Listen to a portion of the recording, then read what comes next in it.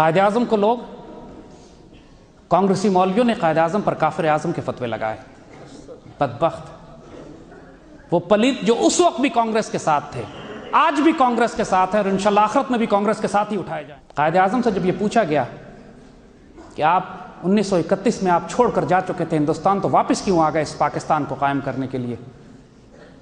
فرمایا کہ علامہ اقبال نے مجھ پہ بہت کام کیا، روحانی فیض دیا، میری تربیت کی، میرے دوستوں نے مجھے مشورہ دیا کہ مسلمانوں کو تنہا نہ چھوڑو، امت رسول خطرے میں ہے، واپس آؤ.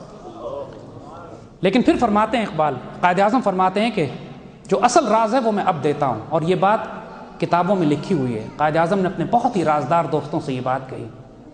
فرماتے ہیں کہ جب میں ولایت میں مقیم تھا اور میں گو کے عالم میں تھا کہ میں پاکستان جاؤں یا نہ جاؤں، تو میرے کمرے میں رات کے وقت، اور قائد اعظم قسم کھاتے ہیں اس بات کی کہ یہ خواب نہیں، یہ جاگتے میں مشاہدہ تھا، مجھے زیارت نبی نصیب ہوئی.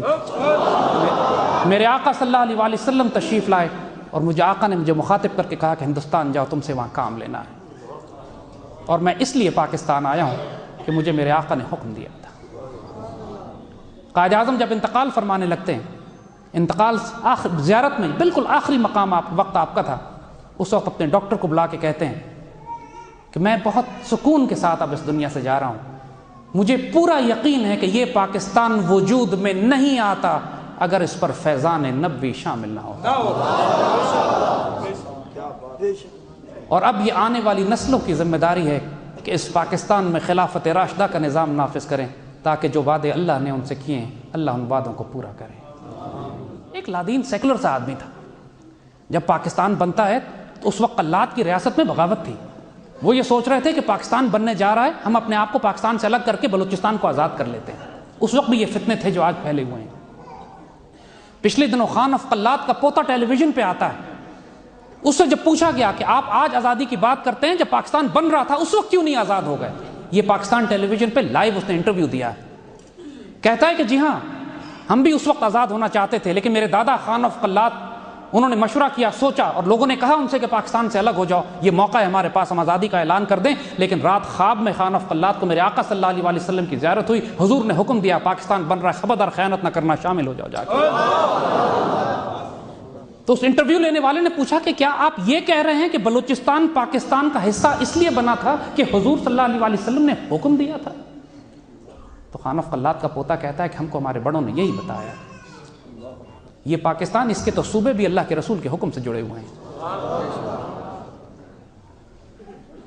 اور آج کے دور میں اس سے بڑی گستاخی رسول اور کوئی نہیں ہو سکتی کہ وہ پاکستان جو فیضان نبوی سے بنا ہو، جس کے صوبے بھی میرے آقا کے حکم سے جڑے ہوں، جس پر سایہ خدائے ذوالجلال ہو، جو آنے والے وقت میں امت رسول کے لیے مرکز بننا ہو، اس پاکستان کو کوئی نقصان پہنچائے. محترم اشفاق احمد صاحب فرماتے ہیں کہ یہ پاکستان اللہ نے صالح علیہ السلام کی اونٹنی کی طرح رکھا ہوا ہے. معجزے سے بنا تھا، معجزے سے قائم ہے، اور اللہ کی نشانی ہے. آج نہ نماز کام آئے گی، نہ روزہ کام آئے گا، نہ حج کام آئے گا، نہ زکوٰۃ کام آئے گا. اعمال ضائع کر دیے جائیں گے اگر میرے آقا صلی اللہ علیہ وآلہ وسلم کی اس امانت سے خیانت کی کسی نے. تو یہ پاکستان میرے آقا صلی اللہ علیہ وآلہ وسلم کی امانت ہے جو ہمیں دی گئی ہے. آگے امت رسول کا پورا بوجھ اس کے کندھوں پہ ڈالنا ہے. پوری مسلمان دنیا منتشر اور انتشار کا شکار ہے.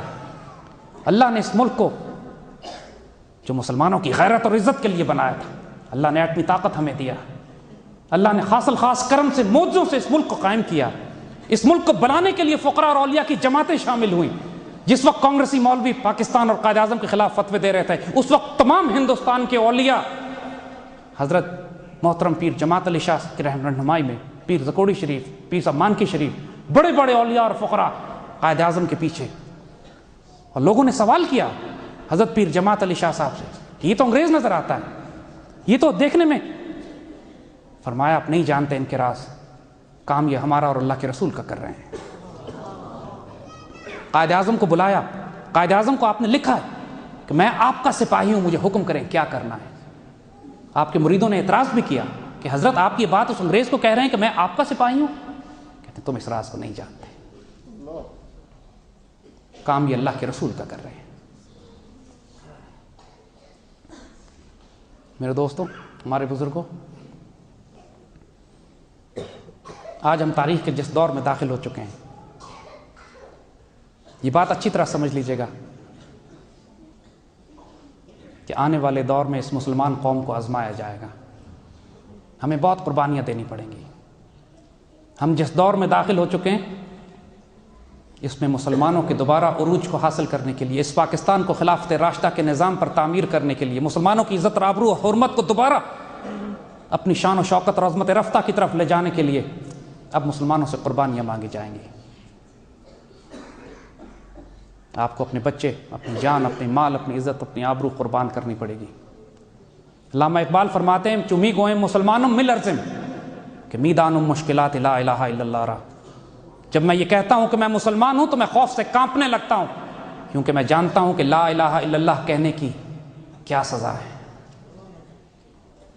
لا الہ الا اللہ کہنے کا کیا مطلب ہے۔ میرے آقا صلی اللہ علیہ وآلہ وسلم جب بیعت عقبہ لے رہے ہیں مدینے کے صحابہ سے، بیعت لینے سے پہلے جب مدینے کے صحابہ آ کے بیعت لینے لگتے ہیں تو سیدنا عباس ان کو روک دیتے ہیں، ایک منٹ رک جاؤ، بیعت لینے سے پہلے یہ بات سمجھ لو اچھی طرح کہ میرے آقا صلی اللہ علیہ وآلہ وسلم کے عشق کا دعویٰ کرنے کا کیا مطلب ہے، اس بیعت کو لینے کا مطلب کیا ہے۔ یہ اچھی طرح جان لو کہ پھر تمہیں پوری دنیا سے جنگ کرنی پڑے گی، یہ تم اچھی طرح جان لو کہ اپنے بیوی بچے قربان کرنے پڑیں گے، یہ اچھی طرح جان لو کہ اپنی جان و مال اور کھیتی کا نقصان برداشت کرنا پڑے گا، یہ اچھی طرح جان لو کہ پھر دنیا تمہاری مخالف ہو جائے گی۔